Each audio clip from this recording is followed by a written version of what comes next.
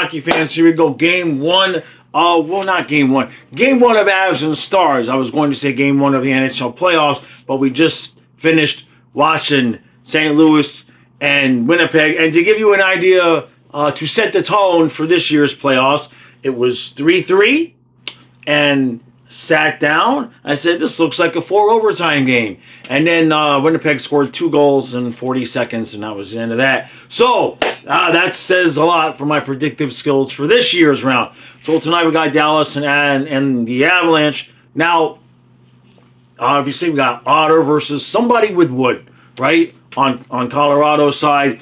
And normally I would give the advantage to Otter, but, wood when Wedgwood, Blackwood, Gotwood, Hardwood, all the wood's been good in Colorado. So now in my series preview, I didn't make a series preview. I did the podcast over on Puck Blockers with Paul.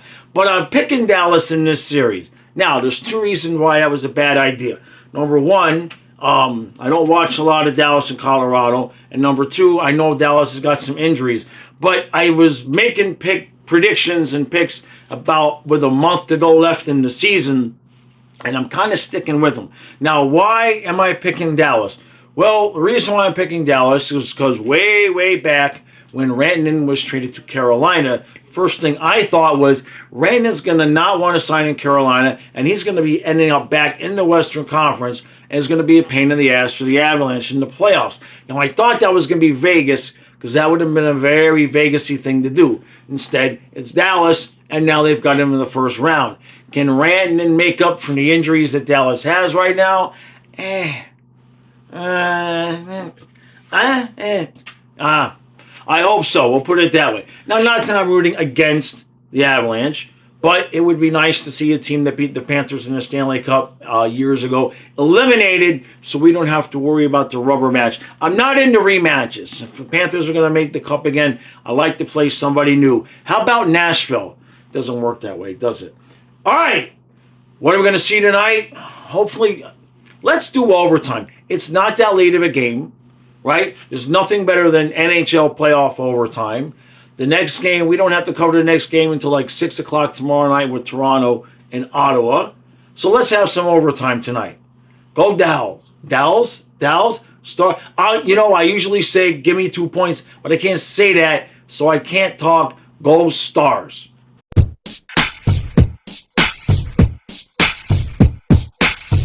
All right, so no score after one pretty good period of play.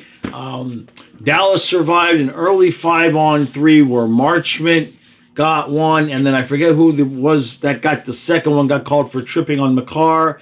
And, somebody in the chat asked me how the penalties looked. Were they weak? It's like, I didn't see the replay of the Marchment one. That's the one apparently DeBoer didn't like. The tripping one on McCarr, it's one of those things where you have to call it, right? It wasn't an intentional trip. Dude gets his stick in there, and McCarr just kind of skates over it, but it is what it is.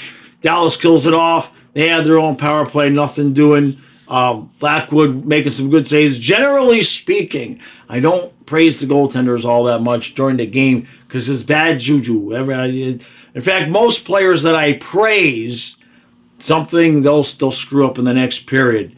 So one thing I will say, though, is McKinnon's fast. That dude is just like, he just goes from 0 to 60. He sees the seam in the middle, and it's just like he just splits guys. So he's got the wheels going today. Let's move on to second period.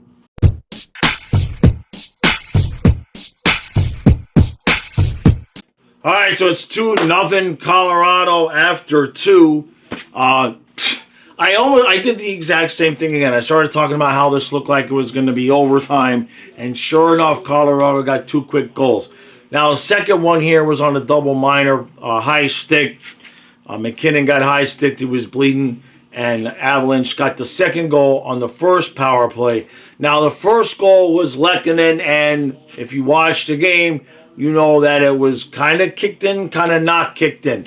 So what happens is as he's falling down, his leg flips up in a kicking motion, and the puck goes over Otter's head and into the net. Now, the refs came on and said it's a good goal. There was no kicking motion. Now, I disagree. It was a kicking motion. It just was unintentional, right? He obviously didn't do it on purpose. He was just in the middle of completely falling down, and his leg just happened to move in the. It's just. I never seen a goal like that before. I mean, you've seen pucks go off of body parts and whatnot, but I don't think I've ever seen one kicked in while also not being kicked in at the same time. So it doesn't look like it's Dallas's night. They're not showing any. They're just not showing me anything. Otter's playing well. Blackwood's playing better. He's playing out of his mind right now. Dallas has had a few chances, but when it was 1-0, I kind of said, I said, this doesn't look, Dallas not really responding all that well. And sure enough, a couple seconds later, double minor, and the second one's in the back of the net. So I don't have a whole lot of hope or expectation that Dallas coming back and tying up this game, which means we're probably going to overtime. Let's see where we finish.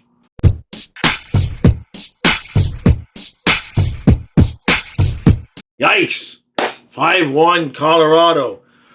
Rupe Hintz deflects the puck in. It's 2-1. And as soon as that happened, Colorado took over the game. Dallas did not look good for most of the part in this game. Second period and after Dallas scored their goal in the third period, they didn't look good at all. Colorado beating them to every single puck, using their speed. Dallas come into the zone, one and done, pucks back out. Colorado had plenty of offensive zone time before they finally broke through, got one, then they got the empty net. Then they got another one here right towards the end of the game. I think McKinnon had two. And then Blackwood, obviously, he wouldn't exactly say he was standing on his head. Wasn't exactly prime Vasilevsky, but Dallas could have had, another couple of goals. And Blackwood said, no, he closed the door when he needed to. And so if this is how Dallas is going to play,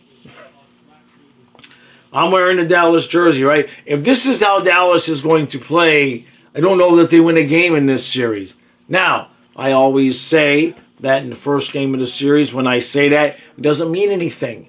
Because way back when, during the first Vegas, when Vegas made the finals against the Capitals, Vegas won game 1. And I came in here and I said, I don't see how Washington wins a game.